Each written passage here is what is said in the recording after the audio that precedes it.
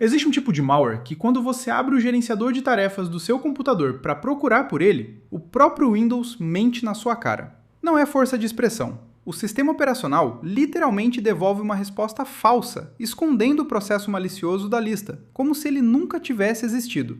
E o pior, isso acontece porque o malware está rodando num nível mais profundo do que o próprio sistema operacional que deveria caçá-lo. Deixa eu te explicar como isso é possível.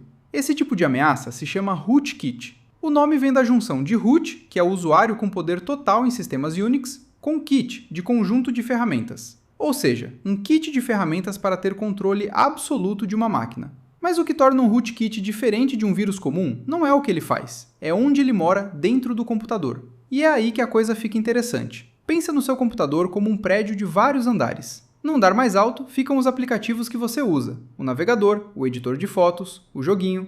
Um andar abaixo fica o sistema operacional, o Windows ou o Linux, que gerencia tudo e decide quem tem acesso a quê. Um vírus comum se instala num desses andares de cima, e por isso o antivírus consegue vasculhar o prédio inteiro e encontrá-lo. Só que o rootkit não fica em cima, ele se instala no porão, no nível do kernel, que é o núcleo do sistema operacional, ou em alguns casos, ainda mais embaixo, no próprio firmware da placa-mãe, antes mesmo do sistema operacional começar a carregar. Aqui está a parte mais interessante. Quando o rootkit está no kernel, ele passa a controlar as próprias respostas que o sistema dá para qualquer pergunta. Quando o antivírus pergunta quais processos estão rodando agora, quem responde essa pergunta não é uma fonte neutra e confiável, é o próprio sistema operacional, que já foi comprometido. O rootkit intercepta essa chamada, remove a si mesmo da lista antes de devolver a resposta, e o antivírus recebe uma lista limpa e maquiada. É como perguntar para o ladrão se ele viu o ladrão. Ele mesmo escreve a resposta que vai te dar. Você pode pensar que basta rodar um antivírus mais potente ou escanear o disco com mais cuidado, e o problema se resolve.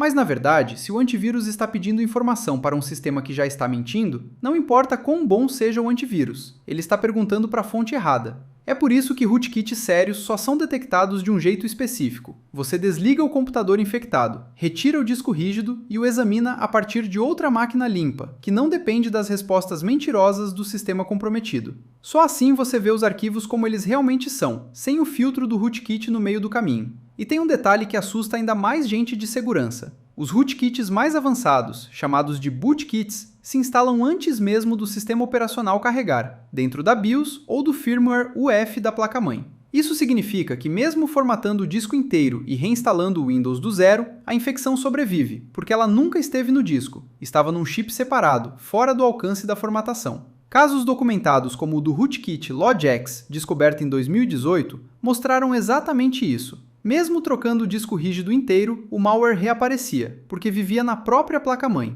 Para você guardar essa ideia na cabeça, pensa assim. É como se alguém instalasse um microfone escondido não no seu telefone, mas na própria central telefônica da cidade, no equipamento que roteia todas as ligações. Você pode trocar de aparelho, comprar um celular novo, trocar de operadora, não importa, porque a escuta não está no seu bolso, está na infraestrutura que carrega toda a comunicação. Trocar o telefone não resolve nada quando o problema está um nível abaixo, na própria rede que conecta tudo. No fundo, a lição é essa. Quanto mais fundo uma ameaça se instala dentro de um sistema, menos esse próprio sistema pode ser confiável para te avisar que ela existe. É por isso que empresas sérias de segurança hoje verificam a integridade do firmware antes mesmo de ligar o sistema operacional. E por isso atualizar a BIOS da sua placa-mãe, algo que a maioria das pessoas nunca faz, é uma linha de defesa tão importante quanto qualquer antivírus. Da próxima vez que seu computador parecer estranho, mais lento, se comportando de um jeito que você não consegue explicar, lembre que a resposta pode não estar visível para a ferramenta que você está usando para procurá-la.